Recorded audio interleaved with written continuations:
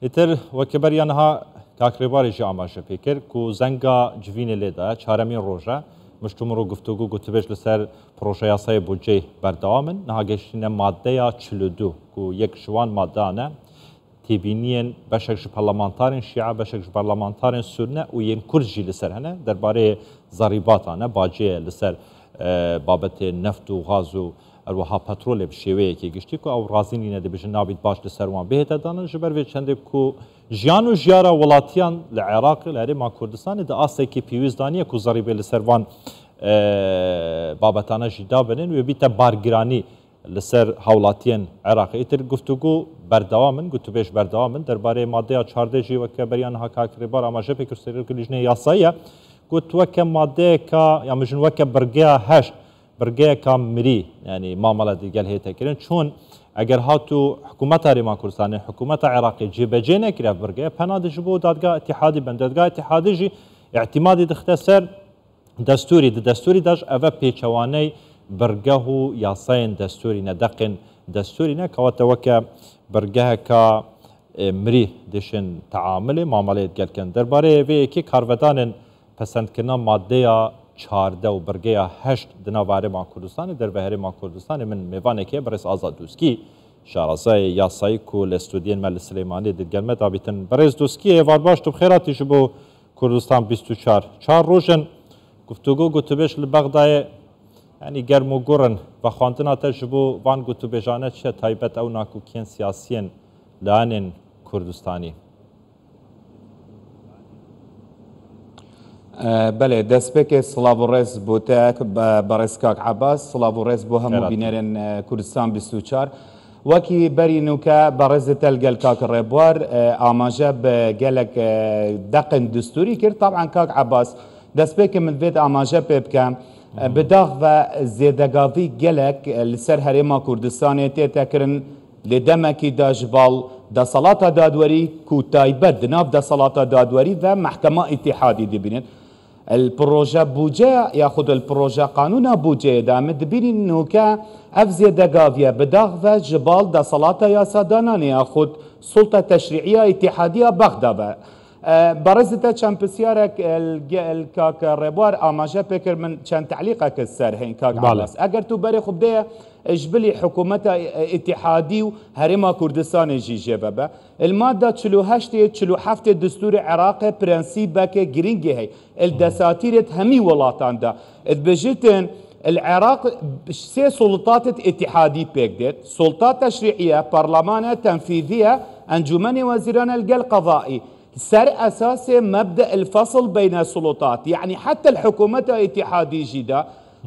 برلمان حقنينا ما يتكرن الكاري قضاء بكات يعني قضاء حقنينا ما يتكرن السلطة تنفيذي بكات قصدي من الفريدات شبو اگر تو بري خب ديل ماده که دستور عراق چه بجت عراق دولتك فدرالي بمفهوم دا باش كردنا دا صلاتان تيت نك حصر كردنا همي دا صلاتان بمركزي و كواتا كاكريبوار آماجه بماده 117 كر وماده 121 قالك راسا كاك عباس چكا اگر تو بري خب ديل ماده 117 دستوري بجت وقت اقرار للسربي دستوري ال 2005 يعني بداغ وكاك عباس اگر خو ابا بين قانون اداره مؤقت سردمه بريمرجي جيب كان ابا زيدا غافيل سر چابجي وكي اقليم هرما كردستان وكي هرم بد كوچ اف دستور اقرار بكريد بجتن اف دستور نافذه مع باراستنا هرما كردستان بدصلات خوين برز دوسكي كود اف دستور بيكدا يعني الدستور العراقي بجتن بله برز دوسكي هم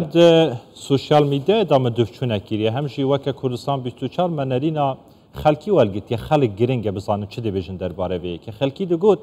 یا گرینگ نیه و چند بودجه بهت پسند کن یا گرینگ اوه یا لاین سیاسی کردستانی یک دنگ بن یک گوتار بن لبغدای ده همان دمدا قواره سیاسی هرما کردستانی بهت پاراستن اوه گرینگ بو هرما کردستانی بو ولاتین هرما کردستانی لی پرسیار اوه بوچی لانن سیاسی یعنی یک دنگ نینه یک گوتار نینه بوچی لایانک یعنی حول دادن دستکفته بیت کو مترسیل سر قواره سیاسی هرما کردستان بیتن به دستکف دزانن و به شوازه که به حزه کن کو وکه پالاوان خو پیشان بدن یعنی به شوازه که بوچی اف کلتوره دناوا هێزن سیاسیên Kurdistanê hebîtin heta kengî dê berdewamî hebîtin. بله دست خوش او بسیاره جه خود کاک عباس یعنی بداخوه اگر تو برای خوب دیل رنشتین یا خود دانشتین پارلمان عراق بتایبت حتی دوهی شف يعني بداخ بو وكي وسيلك بو بانگشين پیش دمكين بتايبجي بو برلمان كردستاني وكي امزانين برلمان عراقي اشتاديره مزايده كسياسي قالك زور تتكرن چكا كاك عباس بداخ يعني اس في خالي اماجه بيبكا اوين ياساناس و دستورناس بن دزانن كو پروژه قانونه که وکی بودجه وکی برزوا اماجه کن اصلا اول مجوع عراق 2005 وره حتی نهاکو عراق 2014 حتی 2023 بودجه نبوه اول مجوع عراق بو یکم جاره میزانیک بو 3 ساله بیت دانان یعنی اف بودجه بو 23 بو 24 يعني قصدي من الفردات شبو خو مجيل بكن زداتر ابي برزتا قوتي كمافن دستوريا كرد چوا بيتا باراستن يعني بداخ ولي هاتين خو سرقال كرن بطور كومالاتي افا قانونك ياخد شافي رخا ديدا هندي بتن دستور عراق البردس دا بتن كال شرخا كيدا تجاوز لسر صلاحيات دستوري كو اف دستوري اقرار كري هرما كردستان الدستوري يعني كاك عباس بس من فيالوي خالقرن كاك ربارجي اماجا فكر ابدق دستوري عراقي هاتي بجت الماده 121 فقره 3 بجت اقليم مشكل دستور وكي عراق هات دانان دستور عراقي هات دانان خو بس ما كردستاني اقليم هبوا وبجد بارزجه هنديجي حقي هين حصك هبت البوجا قشتي الارادات عام الحكومه اتحادي ده باشا افد نص دستور عراقي هاتي بجد ماده 121 فقره 3 باشا 2005 وره حتى نها چه هرم كادي هاتي دامزراند العراق ده چه حقكي فتوتي برجه كي تثبيت كيكو تعامل ديال محافظان بيتك اگر اس بسيار حلبوسي وسياسيين دين عراقي دكا اگر هرم كادي العراقي اس نظام واكي دستور ناسك او تشتكاديه بس في حلبوسي جي وهر سلطه دا صلاته چابشي جيبه جي كردني بت ياخذ تنفيذي بت كاك عباس ما بس منك سايتيبو مرجع چوا القانون بجتن چه توانك و چه سزايك ديناش بلي دقك قانوني نبت الفيريجي دا چه زيدا قافيك چه تثبيت كردنا دقك قانوني نيه اگر مخالف بتوكي كاكربار اماجا بكري الماده 16 دستور عراق بجد المبدا العلويه الدستور المبدا السمو الدستور يعني اسراسي بجم كاك عباس اف بروجا قانون بوجا اگر بفي شوازي بيتا درباس كرن تو هرما كردستان بدرخاكي زورترين سنگر ديتا قرتن برانبري والمحكمه اتحادي بداخ من فيها خلق ديجي اماجا بيبكا يعني اگر بري خب دا صلاته دادوریجی هرما کردستان سزاده اگر تو بری خوب ده صلاته یا سادانا نو که پارلمان عراق به وی شوازه خو او برگا پاشکوت جی اگر هاد با درباس کرن پاشکوت کی بوجا هرما کردستان یال همی خوشتر نه بله باشک شارسای سیاسی دیویژن محکمه اتحادی جنا دستوری نه قانونی لگوری دستوری نه هاتیه پکینان او بو برزته حفتيا بيت ان شاء الله البغداد بم بخو اسخو داوكارم سرفي محكمي كو قانوناوي نا اتحاديه ان شاء الله دوا تغطيه كي باش قصدي من الفيريدات شبو اف دا صلاه يا سادانانه بخو يعني شينا قانون بوجا بيت ان شاء الله بيجي لقمه العيش دا باش بكي النفبره همو قال عراقي اف قانون بوجا بو قانون سزادانا هرما كردستان نابت شكل ماده 111 دستور بجتن ساماني قشتي ملك همي عراقي من فيها خلقا دي ما جابك فما برزتا قوتي محكمه اتحادي بري او برزتا قوتي ركفتنا سياسيه هرما كردستان بخو محمد شيع السوداني القل برز سروك وزيران هرما كردستان امذاكر باشا بري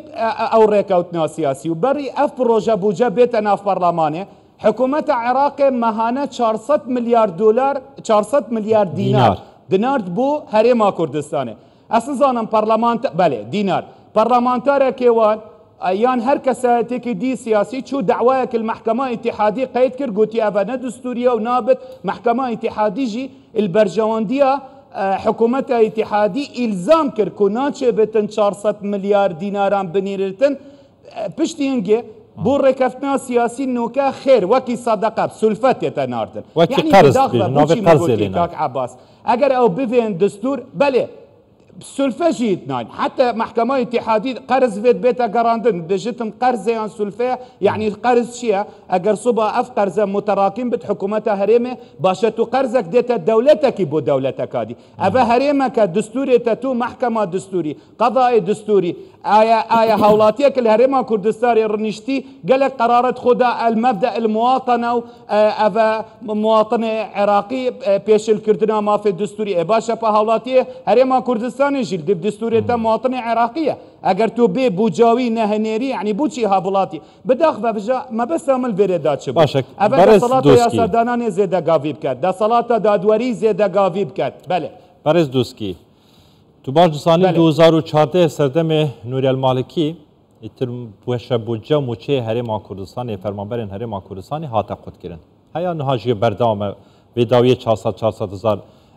میلیارد 400 میلیارد دینار تن بو هرم کردستانی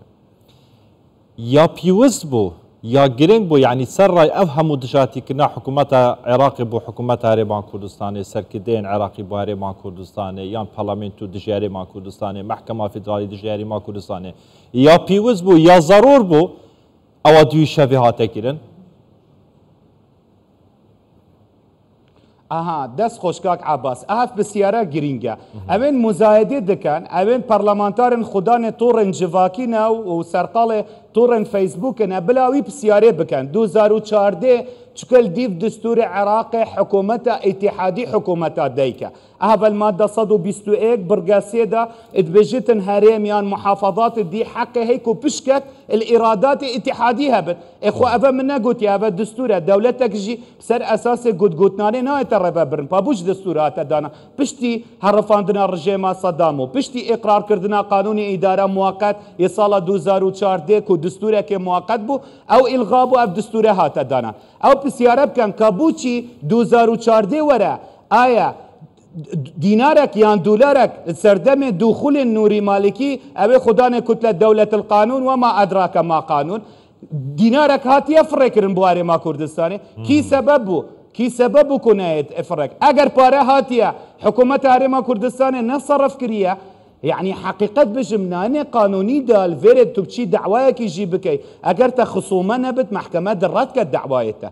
اصل او بو دبو حكومة اتحادي الزام بكان 2014 ورد راسته بلكي بيجن با حكومة هرما كردستان يجي نفط فروشت آیا او نفط فروشتنا ديف عدد السكاني صدا 12 او فيغافي بشكا بوجه هرما كردستان شيء وكي عراقي نفط بيدفي بفروشت حتى شيت السد همي احتياجات تخوف كات بجا بداخ بكاك عباس اف مزايدات سياسي بداخ بكينانا هندا تحالفة سيبر قال كتلين سياسيين دندا اس راستيت بجم وكي دستور ناسك من ما ترسياكا مازنها بري كان صالاكا جي من يقوتي ابرو سلطان تشريعي تجاوز سر